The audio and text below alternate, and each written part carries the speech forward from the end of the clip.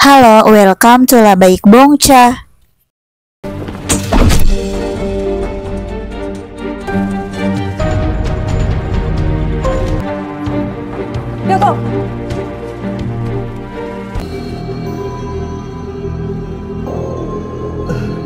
Seorang pemuda yang dikenal sebagai Romeo menjalani hidupnya sebagai dokter yang tampan.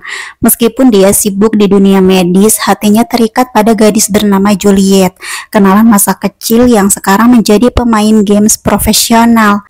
Hubungan mereka sering disebut sebagai kisah Romeo dan Juliet versi modern, bukan karena namanya, tapi karena kisah cinta mereka yang sangat drama. Suatu hari terjadi sebuah tragedi. Romeo tiba-tiba ditikam di perutnya saat di rumah sakit, membuat tim medis sangat panik. Tapi di tengah rasa sakit itu, ingatannya malah melayang pada satu hal, janjinya kepada Juliet untuk ikut hadir di kompetisi games penting mereka. Luka baru saja dijahit, tubuhnya masih lemah, tapi dia nekat kabur. Dengan nafas terengah-engah dan keringat dingin, Romeo pergi dari rumah sakit, melangkah dengan luka yang belum pulih. Setelah kabur dari rumah sakit dengan luka yang masih baru, Romeo akhirnya tiba di kompetisi games bersama Juliet.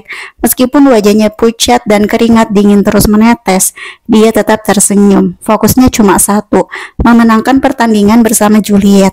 Tapi kenyataan tidak semudah itu. Di tengah pertandingan, rasa sakitnya makin jadi. Dia pura-pura izin ke toilet dan di sana menahan rasa nyeri sambil mencoba mengatur nafas. Darah pun sedikit merembes dari bekas lukanya, tapi dia tetap memaksakan diri. Ajaibnya mereka berhasil menang, tapi Romeo justru semakin lemas. Senyum tipisnya mulai hilang dan sebelum sempat merayakan kemenangan, tubuhnya malah roboh tepat di depan Juliet. Gadis itu sangat panik dan memanggil-manggil namanya berulang-ulang. Saat tim medis datang, Juliet baru sadar kondisi luka tikaman dan betapa parahnya si cowok itu memaksakan diri. Teman-teman Romeo marah besar menyalahkan Juliet karena dianggap tidak peka.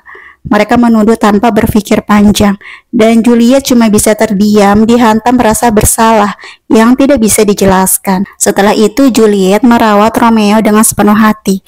Dia memapah tubuh Romeo yang masih lemah saat ke kamar mandi. Walaupun lagi kesakitan, Romeo tetap keras kepala ingin mandi karena dia tidak bisa tidur tanpa itu. Juliet pun sangat membantunya dengan hati-hati membuka bajunya, juga mengeringkan rambut Romeo dengan pelan-pelan. Malam itu Juliet memastikan Romeo akan baik-baik saja, dan dia berjanji dalam hatinya tidak akan membiarkan Romeo terluka sendirian lagi.